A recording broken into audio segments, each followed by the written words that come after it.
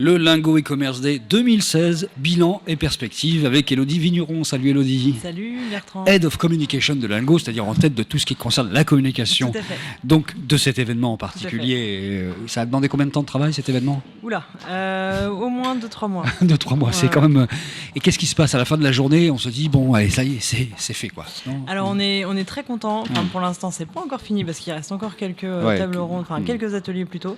Mais l'essentiel est là. On est hyper contents. Ouais. On a eu des beaux speakers. Le programme était vraiment chargé et tous les participants sont très contents.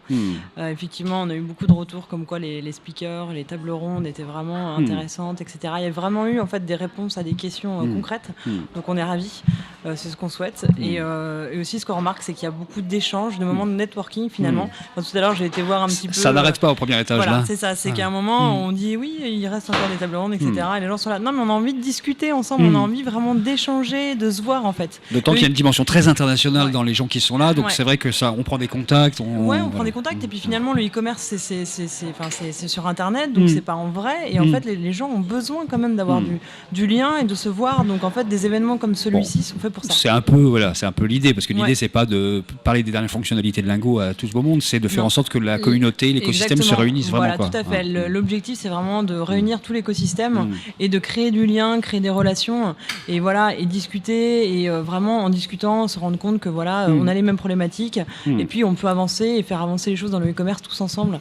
L'année dernière, le thème principal c'était l'internationalisation. Cette année c'était le cross-border. Il va falloir trouver un autre terme pour à peu près la même chose l'année prochaine, parce qu'en fait c'est vraiment la grande tendance. Je pense que le cross-border c'est vraiment le sujet.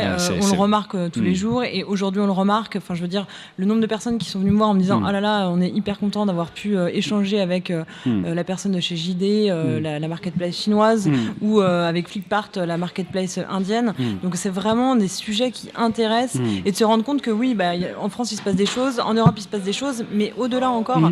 Donc c'est vraiment un sujet intéressant. Donc je pense que c'est vraiment garder ce concept-là. Je pense qu'il y a de fortes chances en tout cas qu'on reste là-dessus. Est-ce que ça peut aider les e-commerçants qui utilisent Lingo à dire bon, j'appuie sur le bouton qui fait que tout d'un coup je rentre dans une dimension plus internationale et j'ose y aller? Je pense que en fait ça fait moins peur de se dire déjà de voir que le sujet tout le monde a les mêmes problématiques, d'échanger ensemble, et je pense que oui, ça aide aujourd'hui les marchands à se dire on va aller plus loin. On voit bien que du petit marchand d'Angoulême à la grande marque, tout le monde a les mêmes questions, les mêmes interrogations, les mêmes peurs aussi. Et en fait se dire on peut y aller en fait. Et des événements comme aujourd'hui, c'est un peu on a des réponses, on voit des gens, des témoignages. Aujourd'hui il y a eu beaucoup de témoignages, donc je pense que ça fait moins peur, et je pense que du coup les gens osent plus s'internationaliser et lancer leurs produits un peu partout. À la fin de cette journée, il y a une partie de l'équipe qui va repartir à Nantes, une autre qui va repartir à Paris, d'autres qui vont repartir un peu partout, parce qu'il y a aussi des Lingo ailleurs, ça va se dispatcher. C'est aussi la fête de famille un peu là, c'est l'occasion.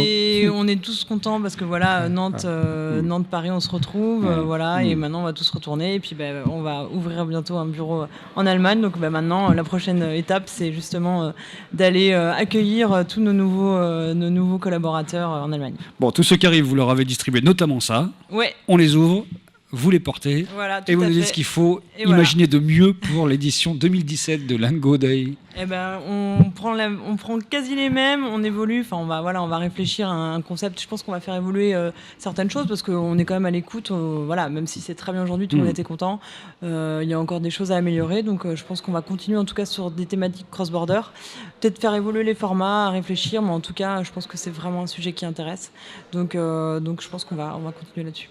Merci Elodie. Merci beaucoup.